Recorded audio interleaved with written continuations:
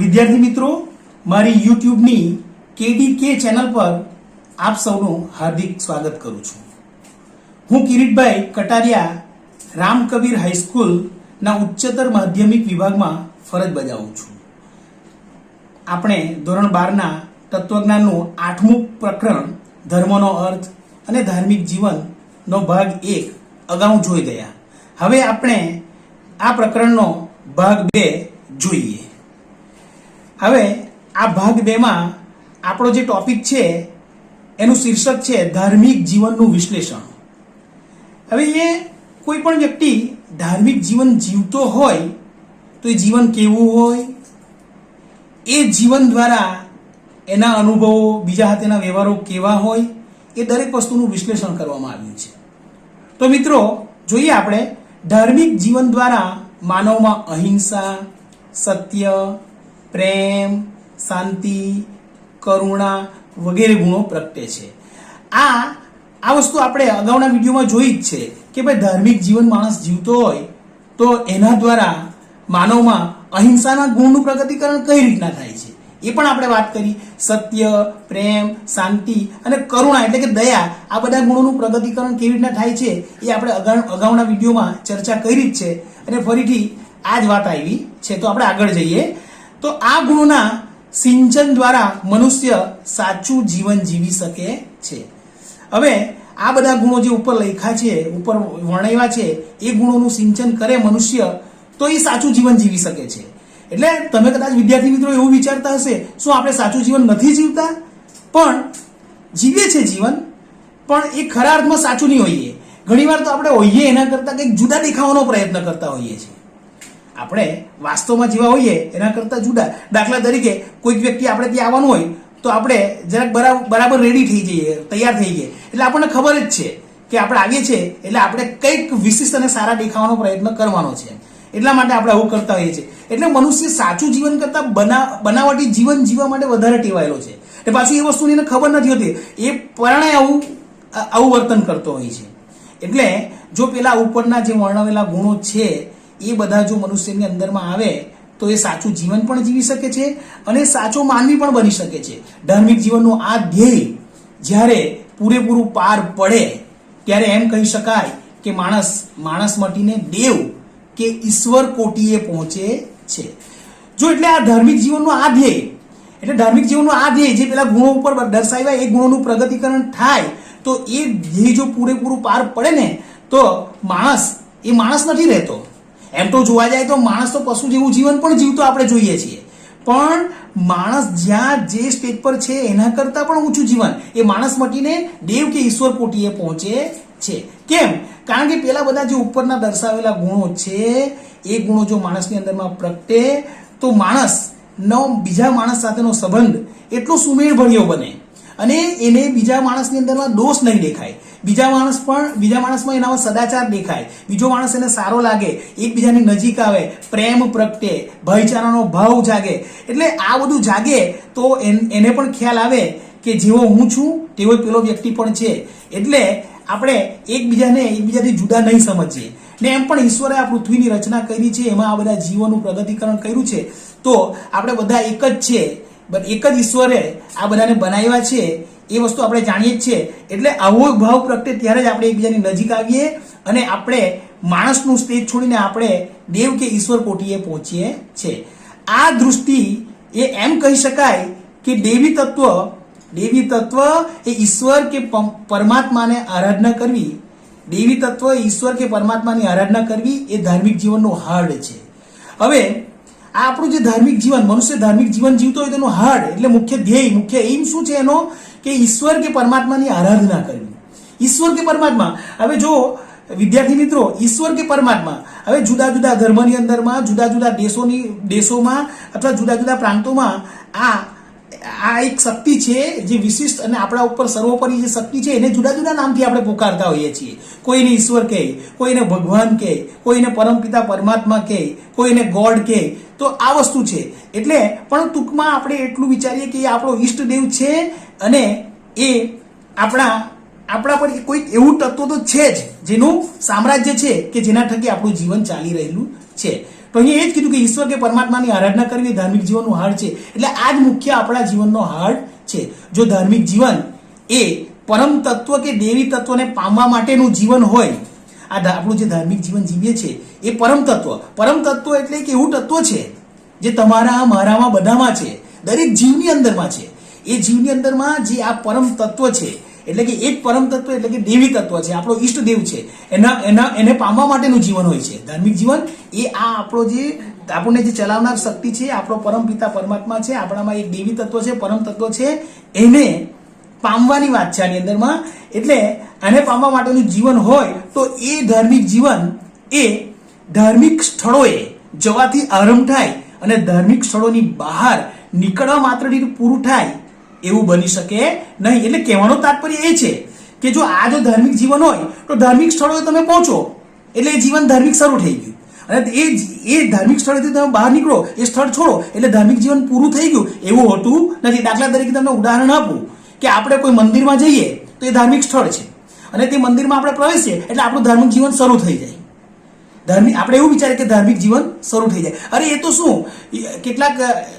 કેટલાક યુવાન વ્યક્તિઓ મંદિરના ચોગાનમાં પ્રવેશે એટલે વિચાર કરે કે ભાઈ તું હમણાં ગાળ નહીં બોલ, કારણ કે આ ધાર્મિક જગ્યા છે, અહીંયા આવી ગાળો બોલાય નહીં, બરાબર. એટલે એ વિચાર કે અત્યારે આપણે ધાર્મિક સ્થળે આવ્યા છીએ એટલે આપણે ધાર્મિક જીવન જીવવાનું છે એવું વિચારતા હોય.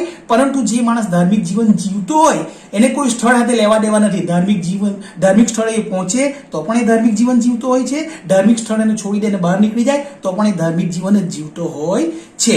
એટલે ધાર્મિક સ્થળમાં આપણે પ્રવેશીએ એટલે ધાર્મિકતા આપણામાં શરૂ થઈ જાય એવું નથી, એ તો દેખાડો કહેવાય. ખ્યાલ આવ્યો? એ દેખાડો કહેવાય.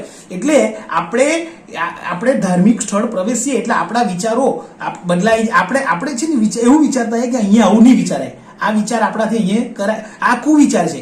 હવે આપણે મંદિર આવ્યા છે તો આવા કુવિચારો આપણે લાવવા જોઈએ નહીં, એટલે આપણે એને રોકવાનો પ્રયત્ન કરીએ. પણ જો ખરેખર મનુષ્ય ધાર્મિક જીવન જીવતો હોય ને તો એને આવા બધા વિચારને રોકવાની જરૂર નથી પડતી, આપોઆપ જ રોકાઈ જાય. એ તો એવા સ્થળે હોય એટલે કે ધાર્મિક સ્થળો હોય કે ધાર્મિક સિવાયના કોઈ ભ્રષ્ટાચારી સ્થળે હોય તો પણ એના વિચારો તો હંમેશા ધાર્મિક જ રહેતા હોય છે. તો હવે મિત્રો આપણે આગળ જઈએ. ધાર્મિક સ્થળો તો આવા જે ધાર્મિક સ્થળો છે એ તો પરમ તત્વ સાથે અનુસંધાન કરાવનાર એક પરિબળ છે. આ ધાર્મિક સ્થળો એ અંતિમ વસ્તુ નહીં મળે. પરમાત્મા માટે કે પરમ પિતા પરમાત્મા કે ઈશ્વર માટેનું એ અંતિમ સ્થળ કે ત્યાં તમને પરમાત્મા મળી જાય એવું નથી. એ તો એની સાથે અનુસંધાન કરાવનાર, એટલે પરમાત્મા આપણે જીવ છે અને એ શિવ છે, તો જીવ અને શિવ એ બેને અનુસંધાન કરાવનાર એટલે બેને મેળ કરાવનાર એક પરિબળ માત્ર છે. ધાર્મિક જીવન તો ધાર્મિક સ્થળની અંદર તેમજ બહાર સર્વત્ર અને જીવનની પ્રત્યેક ક્ષણે જીવવાનું હોય છે. હવે ધાર્મિક જીવન જીવતો હોય તો મનુષ્ય અમુક સમય થાય ત્યારે ધાર્મિક જીવન જીવે છે, અમુક સમય થાય ત્યારે જીવતો નથી એવું નથી. એ તો જીવનમાં પ્રત્યેક ક્ષણે જીવવાનું હોય છે. આમ ધાર્મિક જીવન એ માનવના સમગ્ર વ્યક્તિત્વ અને જીવન વ્યવહારને આવરી લે છે. એટલે ધાર્મિક જીવન જીવતો હોય માણસ તો એનું સમગ્ર વ્યક્તિત્વ, એ ઊંઘેલો હોય, બેઠેલો હોય, જાગ્રત અજાગ્રત કોઈ પણ અવસ્થામાં હોય એ ધાર્મિક જીવન જીવતો જ હોય છે. એના જીવન વ્યવહાર ધાર્મિક જ હોય છે. એની અંદરમાં પછી એને કે આ સમય છે, આ સમય સાથે મારે આવું કરવું જોઈએ, આવું વર્તવું જોઈએ એવું હોતું નથી, આપોઆપ એવું વર્તન થતું હોય છે. તો મિત્રો આગળના પેરેગ્રાફમાં આપણે જઈએ. માણસના સમગ્ર વ્યક્તિત્વને સમજવા માટે માણસનું જે આ વ્યક્તિત્વ છે એને જો સમગ્ર સમજવું હોય તો માનવીના નંબર 1 વિચારો, ત્યાર પછી લાગણીઓ, સૌથી પહેલા વિચારો, પછી લાગણીઓ અને કર્મ, આ 3 પાસાને જાણવું જરૂરી છે. એટલે સૌથી પહેલા તો વિચારો. હવે વિચાર એક માનસિક પરિસ્થિતિ છે, એટલે માનસિક ક્રિયા છે, માનસિક પ્રક્રિયા છે.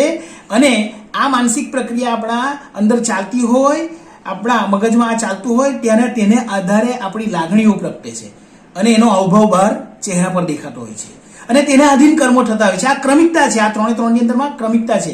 તો આ મનુષ્યના વ્યક્તિત્વને સમજવા માટે આપણે વાત કરી તે પ્રમાણે વિચારો, લાગણીઓ અને કર્મ, આ 3 પાસાને આપણે સમજવા કે જાણવા જરૂરી છે. આનો અર્થ એ કે જો ધર્મ માણસના સમગ્ર વ્યક્તિત્વને આવરી લેતો હોય તો તેનો માણસના વિચારો, લાગણીઓ અને કર્મ એ ત્રણેય સાથે સંબંધ હોવો જોઈએ. જો આપણું વ્યક્તિત્વ છે એ સમગ્ર વ્યક્તિત્વને ધર્મ આવરી લેતો હોય, એટલે આપણા વ્યક્તિત્વ સાથે જો ધર્મ વીંટળાયેલો હોય તો આપણા વ્યક્તિત્વના ત્રણ પાસા જે છે, વિચારો, લાગણી અને કર્મ, એની સાથે ધર્મ જોડાયેલો જ હોય છે. તો એ ત્રણેય સાથે સંબંધ ધરાવે જ છે. એટલે સંપૂર્ણપણે વિકસિત એવા ધાર્મિક જીવનનું વિશ્લેષણ કરવામાં આવે, તો તેમાં માણસના એક વિચારો કે બુદ્ધિ સાથે સંકળાયેલું જ્ઞાનાત્મક પાસું. આપણે સૌથી પહેલા જે વાત કરી તે વિચાર, તો આ વિચાર કે પછી બુદ્ધિ એની સાથે સંકળાયેલું એક જ્ઞાનાત્મક પાસું છે, એક એ વસ્તુ છે. ત્યાર પછી બીજા નંબર પર આપણે જે લાગણીની વાત કરીએ, એની વાત કરીએ તો લાગણી એટલે કે આપણી બધી ભાવનાઓ છે, આપણી ઉર્મિઓ છે, એની સાથે સંકળાયેલું બીજું એ પાસાને કહેવાય છે સંવેદનાત્મક પાસું. કયું પાસું? સંવેદનાત્મક પાસું. અને કર્મ, આપણે જે બધા કર્મો કરીએ છીએ અને એ કર્મના અધીન વર્તણૂક કરીએ છીએ, એની સાથે સંકળાયેલું આપણું ત્રીજું છે નૈતિક પાસું. કયું પાસું? નૈતિક પાસું. તો આ ત્રણ પાસા જોવા મળે છે. બરાબર છે. તો આ ત્રણ પાસા આપણને જોવા મળે. તો બીજી રીતે કહીએ તો પૂર્ણ ધાર્મિક જીવનમાં જ્ઞાન, ભક્તિ અને નીતિનું અનિવાર્ય સ્થાન છે. એટલે આપણે ત્રણ ટોપિક પર મિત્રો આવી ગયા કે આની અંદરમાં શું જરૂર છે. ધાર્મિક જીવન મનુષ્ય જીવતો હોય તો એની અંદરમાં સૌથી પહેલા તો જ્ઞાન હોય. ધાર્મિક જીવન જીવતો ક્યારે કહેવાય? એનામાં જ્ઞાન હોય તો જ. જ્ઞાન તો ઘણા બધા પ્રકારના દુનિયામાં પડ્યા છે, પણ આ જ્ઞાન એ આધ્યાત્મિક જ્ઞાનની વાત થઈ રહેલી છે. આપણે આધ્યાત્મિક જ્ઞાન, બાકી જ્ઞાન તો ઘણું. બરાબર છે. જ્ઞાન તો એક વાયરમેનને આ લાઇટ ને વગેરેનું જે જ્ઞાન હોય એ પણ જ્ઞાન કહેવાય. પણ અહીંયા આપણે જે જ્ઞાનની વાત કરીએ વિશિષ્ટ પ્રકારનું આધ્યાત્મિક જ્ઞાન છે. ત્યાર પછી ભક્તિની વાત કરી છે અને પછી છેલ્લે નીતિની વાત કરી છે. એટલે આ ત્રણ વસ્તુ એ અનિવાર્ય હોય છે ધાર્મિક જીવનમાં. હવે આ ત્રણ વસ્તુ તો છે, પણ આ ત્રણ વસ્તુ સાથે ચોથી એક વસ્તુ પણ જોડાયેલી છે, સંકળાયેલી છે. તો એની વાત આગળ આપણને કરવામાં આવી છે. જો તમે મિત્રો જોઈએ આગળ, જ્ઞાન, ભક્તિ, નીતિ, આ ત્રણ વસ્તુ એ વૈરાગ્ય વગર સિદ્ધ થતા નથી. ચાલો હું તમને એમ કહું કે તમારામાં જ્ઞાન છે, તમે ભક્તિ કરો એટલે ભક્ત પણ છો. બરાબર. અને તમે સદાચારી છો, પોતાનો અંતરાત્માનો અવાજ સાંભળો છો એટલે નીતિમાન પણ છો. તમે નીતિમાન પણ છે. આ ત્રણે ત્રણ ગુણ છે. પણ આ ત્રણે ત્રણ ગુણ હોય તો ત્રણે ત્રણ ગુણ છે ને વૈરાગ્ય વગર સંભવતા નથી. એટલે વૈરાગ્ય હોય ને તો જ આ ત્રણ ગુણોનું પ્રગતિકરણ મનુષ્યમાં થતું હોય છે. વૈરાગ્ય હોય તો જ. બરાબર. હવે ભક્તિ, હવે માણસે ભક્તિ કરવી, ભક્તિ કેવી રીતે આવે? એનામાં જો ભક્તિ માટે સમય આપવો પડે, કલાકોના કલાકો બી ઘણી જગ્યાએ આપવા પડતા હોય, સાધુ સંતોનો સમાગમ પણ કરવો પડતો હોય, તો એના માટે સમય આપવો પડે. પણ જો એનામાં વૈરાગ્ય નહીં હોય તો એ સમય નહીં આપી શકે. એનામાં વૈરાગ્ય નહીં હોય. દાખલા તરીકે તમે વિદ્યાર્થી મિત્રોને અત્યારે તમારી અવસ્થા અને ઉંમર એવી છે કે તમે કોઈ ભક્તિ કરવાનું કહી 2 કલાક ઉઠી તો તમને નહીં ફાવે, તમને ફાવતું હોતું નથી. પણ તમને કહે ચાલો અત્યારે 3 કલાકનું આપણે પિક્ચર જોઈ આવીએ, ફિલ્મ જોઈએ, તો તમે તૈયાર થઈ જતા હોય. બરાબર. એટલે જો તમારામાં વૈરાગ્ય જો હોય ને તો જ તમે ફિલ્મ જોવાનું ત્યાગીને તમે ભક્તિની અંદરમાં લાગી શકો. એટલે જ્ઞાન, ભક્તિ અને નીતિ આ ત્રણ વસ્તુ ક્યારે સંભવે? જો તમારામાં વૈરાગ્ય હોય તો જ સંભવી શકે. આમ વૈરાગ્ય પણ ધાર્મિક જીવનનું એક આવશ્યક અંગ છે. એટલે ચારે ચાર અંગ સરખા જ છે. માણસના ધાર્મિક જીવનમાં જ્ઞાન, ભક્તિ, નીતિ અને વૈરાગ્યનું જે સ્થાન છે તેની સ્પષ્ટ સમજૂતી આપણે હવે વારાફરતી દરેકનો એક ટોપિક વાઇઝ આપણે મેળવવા માટે આગળ જઈએ. તો સૌથી પહેલો આપણો ટોપિક રહેશે ધાર્મિક જીવનમાં જ્ઞાનનું સ્થાન. આપણે પેલા 4 જોયા ને, એમાંથી સૌથી પહેલા આપણે આપણા ધાર્મિક જીવનમાં જ્ઞાનનું સ્થાન શું છે એના વિશે વાત કરીએ. મેં તમને પહેલા જ કીધું. હવે આપણે એ ટોપિકમાં જઈએ પહેલા આપણે ચર્ચા કરીએ મિત્રો. તો આ જ્ઞાન શું છે? તો જ્ઞાન એટલે બીજા બધા પ્રકારના જ્ઞાનની આપણે વાત નથી કરવાની. આપણે તો ધાર્મિક જીવનમાં જ્ઞાન એટલે આધ્યાત્મિક જ્ઞાનની વાત કરીશું. બરાબર છે. એ જ્ઞાનની અંદરમાં તો ઘણા બધા પ્રશ્નો આવી જાય છે. જીવ એ શું છે, શિવ એ શું છે, જીવ અને શિવ બેનો સંબંધ શું છે, આ જીવે જન્મ લીધો તો જન્મ પછી એને મૃત્યુ પણ નિશ્ચિત છે, અને મૃત્યુ થયા પછી આ જીવ ક્યાં જાય છે, આવા ઘણા બધા પ્રશ્નો જ્ઞાનની અંદરમાં આવી જતા હોય. આ બધા પ્રશ્નોના જવાબ એટલે જ્ઞાનકાંડ તૈયાર થતો હોય છે. તો ધાર્મિક જીવનમાં જ્ઞાનનું સ્થાન આપણે જોયું કે પોતાના કરતા ઉચ્ચ એવા કોઈ દેવી તત્વની આરાધના કરવી એ ધાર્મિક જીવનનું હાર્ડ છે. બરાબર છે. આપણે જે સ્ટેજ પર છે એના કરતા આપણા કરતા ઉચ્ચ એવું કોઈ તત્વ, દેવી કે કોઈ ઈશ્વરીય તત્વની વાત કરે છે. તો આવું તત્વ એને આપણે પછી ગમે તે પરમાત્મા કહીએ કે ઈષ્ટદેવ કહીએ કે જુદા જુદા ધર્મમાં જુદા જુદા નામથી એને પોકારતા હોય, પણ આ એક શક્તિ છે, એ આપણા ધાર્મિક જીવનનું હાર્ડ છે.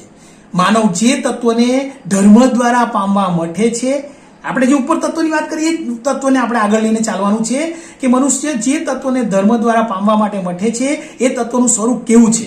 આ જે તત્વને આપણે પામવાના છે, આપણે જેના માટે મઠીએ છીએ, એટલે આપણા એક સ્વાભાવિક છે કે આપણા મગજમાં એક વિચાર તો આવે કે આ તત્વનું સ્વરૂપ કેવું છે, કેવું આ તત્વ જે છે એનું સ્વરૂપ કેવું છે, તેજોમય છે, નિરાકાર છે, અકથ્ય છે, પરમ સત્ય છે, કેવું છે, એ વસ્તુ માટે આપણા વિચારો જાગૃત થાય. તો એ તત્વનું સ્વરૂપ કેવું છે, અને આ જગત જે છે એની સાથે આ પદાર્થો જગત સાથે અને આ પદાર્થો સાથે અને પ્રાણીઓ સાથે આ તત્વનો સંબંધ શું છે વગેરે પ્રશ્નોના જવાબમાંથી ધર્મનો જ્ઞાનાત્મક પાસું ઉજાગર થાય છે. એટલે એનામાંથી આ જ્ઞાનાત્મક પાસું ઉત્પન્ન થાય છે.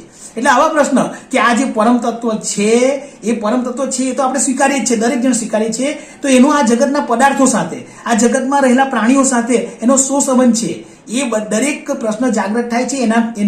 એમાંથી આ ધર્મનું જ્ઞાનાત્મક પાસું આપણે ઉજાગર થાય છે. તો બીજા શબ્દોમાં કહીએ તો પરમાત્મા, જીવ અને જગત, આ જે ત્રણ છે, પરમાત્મા, જીવ અને જગત, એને મિત્રો આપણે જ્યારે સંબોધતા હોય ત્યારે આપણે એવું કહીએ છીએ કે જીવ, જગત અને ઈશ્વર, એ જ વસ્તુ છે. આ જીવ, જગત અને ઈશ્વર, તો એની જગ્યાએ પરમાત્મા કીધું. તો આ જીવ, જગત અને ઈશ્વર એને તત્વત્રયી કહેવાય છે. તત્વત્રયી, બરાબર છે. સંસ્કૃતમાં એને તત્વત્રયી તરીકે ઓળખવામાં આવે છે. તો આ જીવ, જગત અને ઈશ્વર એ ત્રણેય તત્વનું સ્વરૂપ એટલે એનું પોતાનું આંતરિક રૂપ, અને તેમના એકબીજા સાથેના સંબંધ અંગેની તાત્વિક માન્યતાઓ એ ધાર્મિક જીવનના પાયામાં રહેલું જ્ઞાનાત્મક પાસું છે. તો સમજા મિત્રો, તો આ તત્વત્રયી છે, જીવ, જગત અને ઈશ્વર, આ ત્રણની અંદરમાં જે એના મૂળની અંદરમાં જે વાત રહેલી છે એ બધું આ જ્ઞાનાત્મક પાસાની અંદરમાં આવતું હોય તે આવે છે. એટલે કે ધાર્મિક જીવનમાં આ જે જ્ઞાન છે એની અંદરમાં બધું જ આવી જતું હોય છે. તો મિત્રો આગળ જઈએ. પરમ તત્વનું સ્વરૂપ અને તેના જીવ અને જગત સાથેના સંબંધનું નિરૂપણ.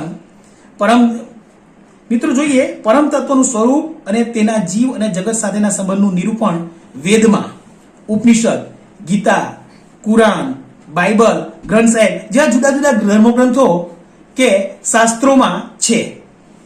હવે અહીંયા મિત્રો એમ કહે છે કે આ પરમ તત્વ, આ જીવ, જગતના બધા સાથેની જે વાત છે એ બધાનું નિરૂપણ શામાં થયેલું છે? વેદમાં. જો એમાં જે વેદ છે, ચાર વેદ છે, પછી ઉપનિષદ છે, ગીતા છે, આ ત્રણે છે. 4 વેદ, ઉપનિષદ ને ગીતા, આ દરેક આપણા હિન્દુ ધર્મના ધર્મગ્રંથો છે, બરાબર છે. આ કુરાન એ ઇસ્લામ ધર્મનું ધર્મગ્રંથ છે, બાઇબલ એ ખ્રિસ્તી ધર્મનું ધર્મગ્રંથ છે, ગ્રંથ સાહેબ એ શીખ ધર્મનું ધર્મગ્રંથ છે. આ દરેક ધર્મના ધર્મગ્રંથોની અંદરમાં દરેક વિશે વાત કરવામાં આવી છે. ખ્યાલ આવ્યો મિત્રો? તો આ દરેક ધર્મના ધર્મગ્રંથોમાં આની વિશે વાત કરી છે. એટલે તમે વિચાર કરો, ધર્મો ભલે અલગ અલગ છે પણ એની અંદરમાં દરેક વાતનું મૂળ એક જ છે. એટલા માટે આપણે ધર્મ અનેક નહીં પણ ધર્મ એક કહીએ તો ચાલે એમ છે. તો આગળ જઈએ મિત્રો. સર્વ ધર્મના અનુયાયીઓ પોતપોતાના શાસ્ત્ર ગ્રંથોમાં રજૂ થયેલી જીવ, જગત અને ઈશ્વરના સ્વરૂપ અને સંબંધ અંગેની માન્યતાઓમાં શ્રદ્ધા રાખે છે. જો હવે કોઈ વ્યક્તિને પોતાના ધર્મ છોડીને બીજા ધર્મની તમે કહેશો કે ભાઈ તું હિન્દુ છે તો ઇસ્લામ ધર્મ માટે આવું કહેવામાં આવ્યું છે, ઇસ્લામ ધર્મના ધર્મગ્રંથમાં આવું કહેવામાં આવ્યું છે, એ તારે માનવાનું છે, તો એ માનવા તૈયાર થતો નથી. પરંતુ દરેક ધર્મનો અનુયાયી, દરેક ધર્મને જે તે ધર્મને માનનાર વ્યક્તિને એ ધર્મ માટે એમ કહેવામાં આવે કે ભાઈ તારા ધર્મગ્રંથની અંદરમાં આવું કીધું છે, તારે માનવાનું છે, તો તરત માનવા માટે તૈયાર થાય છે. પોતાના ધર્મગ્રંથની અંદરમાં જે કંઈ કીધું હોય એને તરત જ સ્વીકારતો હોય છે, એમાં એને મતભેદ હોતો નથી. તો પોતપોતાના શાસ્ત્ર ગ્રંથોમાં રજૂ થયેલી જીવ, જગત અને ઈશ્વરના સ્વરૂપ અને સંબંધ અંગેની માન્યતાઓમાં શ્રદ્ધા રાખે છે, દરેક વ્યક્તિ રાખે છે. સર્વ ધર્મોમાં અને કોઈ પણ વ્યક્તિના ધાર્મિક જીવનમાં શ્રદ્ધાનું જે મહત્વપૂર્ણ સ્થાન છે તે ધર્મના જ્ઞાનાત્મક પાસાના આભારી છે. ખ્યાલ આવ્યો મિત્રો? એટલે દરેક વ્યક્તિને પોતાના ધર્મમાં પૂર્ણ વિશ્વાસ છે, એકદમ પૂર્ણ વિશ્વાસ છે અને તેને માને છે. અને તમે કંઈ પણ કાર્ય એની પાસે તમે હકારાત્મક કરાવવું હોય તો ધર્મના નામે તમે કરાવી શકો છો. એટલું બધું એ પોતાના ધર્મને માનતો હોય છે. અને ઘણીવાર તો પોતાના ધર્મની કંઈક ઉણપ કોઈ સાચી ઉણપ હોય તો પણ બતાવવા માંગે તો પણ એ સ્વીકારતો હોતો નથી. એટલે ધર્મને ઘણું બધું માનતો, એટલે ધર્મને એટલે આ બધું એ ધર્મના જ્ઞાનાત્મક પાસાને જ આભારી હોય છે. તો મિત્રો જોઈએ, આગળ જઈએ. જીવ, જગત અને પરમ તત્વના સ્વરૂપ અને તેના પરસ્પરના સંબંધ અંગેની માન્યતાઓ નો ધાર્મિક માણસો શ્રદ્ધાથી સ્વીકાર કરે છે.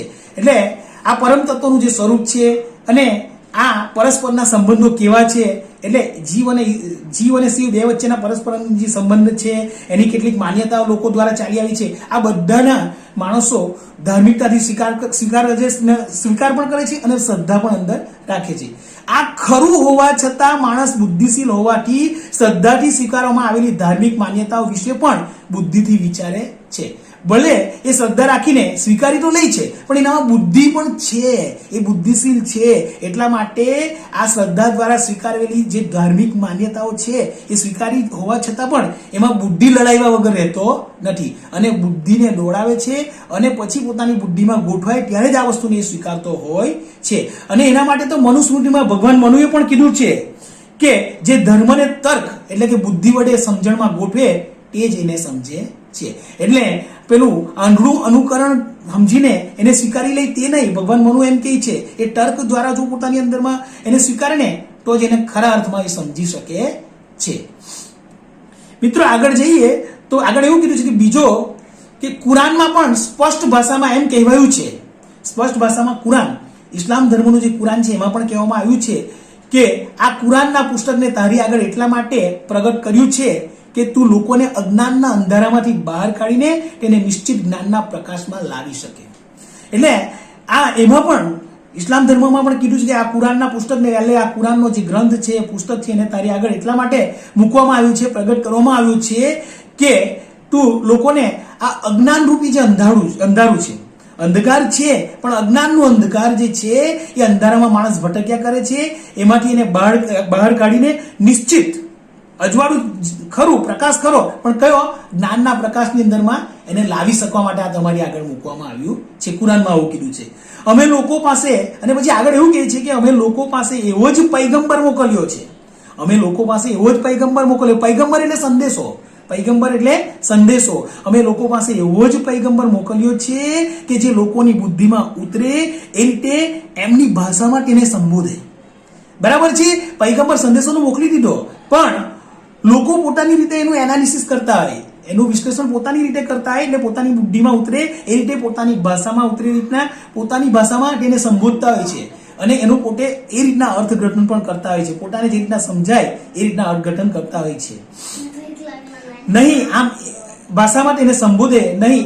આમ એ સ્પષ્ટ થાય છે કે ધાર્મિક શ્રદ્ધાને બુદ્ધિગમ્ય બનાવવાના પ્રયત્ન રૂપે આ જે આપણી ધાર્મિક શ્રદ્ધા છે, તમને સમજાતું હશે મિત્રો કે અહીંયા એક શ્રદ્ધાની વાત કરે છે, ધાર્મિક શ્રદ્ધા. તો પછી એ ધાર્મિક શ્રદ્ધા એ શ્રદ્ધા જ છે, એની સાથે કોઈ પુરાવા હોતા નથી, એટલે એને બુદ્ધિગમ્ય બનાવવાની જરૂર છે. એટલે એને બુદ્ધિગમ્ય બનાવવાના પ્રયત્ન રૂપે ધાર્મિક જીવનમાં તમારે શું કરવું પડે? જો તમે જે વસ્તુની ઉપર, જે પરમ તત્વવાળી બાબતની અંદરમાં ધાર્મિકતામાં તમે શ્રદ્ધા રાખો, એને જો તમારે બુદ્ધિગમ્ય બનાવવું હોય તો તમારે એના માટે શું શું કરવું પડે? તો આગળ આપ્યું છે કે ધાર્મિક જીવનમાં તમારે શું કરવું પડે? કથા શ્રવણ કરવું પડે. કથા શ્રવણ. હવે કથા શ્રવણ અત્યારે તો ઘણી જગ્યાએ કથાઓ ઘણી થાય છે. મોરારી બાપુની કથા, ત્યાર પછી ગિરી બાપુની કથા, બાબા નંદજીની કથા, એવી ઘણી બધી કથાઓ થાય છે. એટલે તમારે કથા શ્રવણ કરવું પડે, સંત સમાગમ કરવું પડે, એટલે જુદા જુદા સંતોનો સહવાસ પણ કરવો પડે, એની સાથે જ્ઞાન ગોષ્ઠી કરવી પડે, પછી શાસ્ત્રનો અભ્યાસ કરવો પડે, જ્ઞાન ગોષ્ઠી કરવી પડે, વગેરે બાબતો મહત્વની છે. અને આ બધી બાબતો ધાર્મિક જીવનમાં જ્ઞાનાત્મક પાસાને સુદ્રઢ કરે છે. આ બધું જો કરો તમે તો આપણે ધાર્મિક જીવનની અંદરમાં આપણું જે જ્ઞાનાત્મક પાસું છે એકદમ સુદ્રઢ, સુનિશ્ચિત બનતું હોય છે. મિત્રો તો પછી હવે આપણો આ ટોપિક પૂરો થાય છે અને આપણે હવે જઈએ છીએ આગળના ટોપિકમાં. એ ટોપિકનું નામ છે ધાર્મિક જીવનમાં ભક્તિનું સ્થાન. ધાર્મિક જીવનમાં કયું? ભક્તિનું સ્થાન. હવે સૌથી પહેલા તો ધાર્મિક જીવનમાં ભક્તિનું સ્થાન, તો ભક્તિ શું છે એ સમજવું પડશે. તો ભક્તિ, હવે ભક્તિ જે કરે એને ભક્ત કહીએ છીએ આપણે. શું કહીએ છીએ? ભક્ત. તો ભક્તિ કરીએ એને ભક્ત કહેવાય. અને ભક્ત એટલે જે ઈશ્વરથી વિભક્ત નથી તે. ભક્ત એટલે જે ઈશ્વર એટલે કે ભગવાનથી વિભક્ત એટલે કે છૂટો નથી તે, એટલે ભગવાનની સાથે જે એક છે એને ભક્ત કહેવાય. ને એ જે કર્મ કરે ને એને ભક્તિ કહેવાય, એને ભક્તિ કહેવામાં આવે છે. તો આ ભક્તિની વાત આપણે આ ટોપિકમાં આપણે હવે કરીએ. તો માણસ ધાર્મિક જીવન દ્વારા જે પરમ તત્વને પામવા ઈચ્છે છે, માણસ ધાર્મિક જીવન દ્વારા જે પરમ તત્વને પામવા ઈચ્છે છે તેના પ્રત્યે તેના અપાર સ્નેહ હોય એ જરૂરી છે. એ તો બરાબર જ છે ને. આપણે જેને પામવા માટે, જે કોઈ વસ્તુને આપણે પામવા ઈચ્છતા હોઈએ તો એના માટે આપણને અપાર સ્નેહ હોવો જોઈએ, પ્રેમ તો હોવો જોઈએ, તો આપણે પામવા માટે ઈચ્છતા હોઈએ છીએ. બરાબર. દાખલા તરીકે કોઈ વ્યક્તિ કોઈને, તમારા ઘરમાં દાખલા તરીકે કોઈ નાના છોકરાને મોબાઈલ જોઈતો હોય, બરાબર, તો મોબાઈલ જોઈતો હોય તો મોબાઈલની કેમ એને જરૂરિયાત છે? એના માટે એ ખાસ રાહ જોતો હોય કે મને મોબાઈલ મળી જાય તો સારું, લેટેસ્ટ અત્યારનો મોબાઈલ મળી જાય તો સારું. તો એની કેમ રાહ જોતો હોય? કારણ કે એને એના પ્રત્યે અપાર સ્નેહ હોય તો જ એવું થાય. એટલે પરમાત્માની બાબતમાં પણ એવું છે કે જો આપણે એને ઈચ્છતા હોય, આ પરમાત્માને આપણે માનતા હોય, એના આપણે દર્શન કરવા માંગતા હોય તો આપણને અપાર સ્નેહ હોવો જોઈએ. કારણ કે કોઈ પણ વસ્તુની પ્રાપ્તિ તે વસ્તુ પ્રત્યેના સાચા અને ઊંડા સ્નેહ વગર સંભવતી નથી. જો તમને સાચો અને ઊંડો સ્નેહ હોય તો જ તે વસ્તુની પ્રાપ્તિ થાય. ખાલી આપણે લોકોને બતાવવા માટે ભગવાનને પગે લાગીએ એ વસ્તુ ખોટી છે. ઘણીવાર તો તમે જોજો મિત્રો, આપણે જતા હોય ને કદાચ આપણા રસ્તાની ઉપર મંદિર આવતું ને, કેટલાક લોકો રસ્તાની ઉપર ટાઈમ સમય નહીં હોય ને એટલે ત્યાં જ ઉભા થઈ જાય, ચપ્પલ કાઢીને ને પગે લાગે ને રસ્તો ફૂલ ટ્રાફિકથી ભરેલો હોય. તો એનું ભગવાનમાં ધ્યાન લાગતું હોય કે પછી તે પોતાને જીવ બચાવવા માટે વિચારતો હોય કોઈ વાહન આવીને મને કચડી નહીં જાય. તો આ રીતના, એટલા માટે મિત્રો, એટલે આ વસ્તુ માટે તમને ઊંડો સ્નેહ હોવો જરૂરી છે. સાચો પ્રેમ ને ઊંડો સ્નેહ હોય તો જ આ ભક્તિની અંદરમાં આગળ જવાય. તો સ્નેહનું બીજું નામ છે ભક્તિ. મિત્રો, ઊંડો સ્નેહ કીધું, અને સ્નેહ એટલે પ્રેમ, અને પ્રેમ એ જ ભક્તિ છે. એટલે એનું જ બીજું નામ છે ભક્તિ. આમ પરમ તત્વ આરાધ્ય દેવતાની ભક્તિનું ધાર્મિક જીવનમાં વિશિષ્ટ સ્થાન છે. એટલે આપણું જે પરમ તત્વ છે, આપણું જે આરાધ્ય દેવ છે, ઈષ્ટ દેવ છે, બીજા શબ્દોમાં કહીએ તો પરમાત્મા છે, એનું એ ભક્તિનું ધાર્મિક જીવનમાં વિશિષ્ટ સ્થાન છે. અને તેથી શરણાગતિની ભાવના, પૂજા, પ્રાર્થના, ભજન વગેરે પ્રવૃત્તિઓ, આ બધી ભક્તિની પ્રવૃત્તિઓ છે. શરણાગતિની ભાવના તો તમે કદાચ આપણા મધ્યકાલીન યુગમાં મીરાબાઈનું નામ સાંભળ્યું હશે. તો મીરાબાઈની ભક્તિ આ પ્રકારની હતી, શરણાગતિની ભાવના વાળી. તો ત્યાંથી આગળ જઈએ તો પૂજા તો આપણે બધા કરતા હોઈએ છીએ, પ્રાર્થના પણ કરતા હોઈએ છીએ, અને ભજન પણ ઘણા લોકો કરે છે, અને ઘણા લોકોને આપણે કરતા જોઈએ છીએ. તો એ બધા વિશે તમને મિત્રો જાણકારી છે. તો વગેરે પ્રવૃત્તિઓ ધાર્મિક જીવનનું અનિવાર્ય અંગ છે. આથી જ કુરાન આજ્ઞા આપે છે. હવે ઇસ્લામ ધર્મનું જે કુરાન છે એમાં કીધું છે, એના માટે કહે છે કે કુરાન આજ્ઞા આપે છે કે પોતાના પાલન કરતા અલ્લાહનું નામ સ્મરણ કરો અને અન્ય સર્વ વસ્તુઓનો મોહ છોડી એનામાં ચિત્ત પરોવો. એટલે કુરાનમાં એવું કીધું છે કે પોતાનું પાલન કરતા કોણ છે?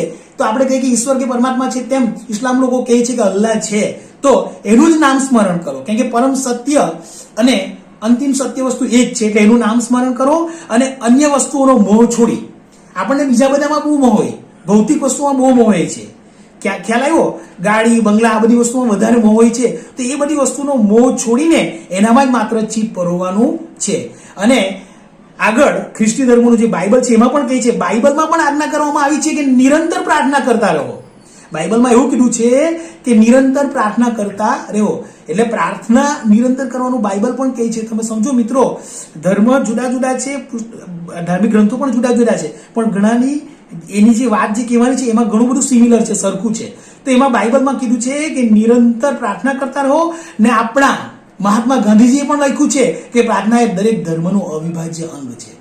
અને ગાંધીજી તો બીજી જગ્યાએ એવું પણ કીધું છે કે પ્રાર્થના એ આત્માનો ખોરાક છે, આવું પણ કીધું છે. ને અહીંયા એવું કીધું છે કે પ્રાર્થના એ દરેક ધર્મનું અવિભાજ્ય અંગ છે.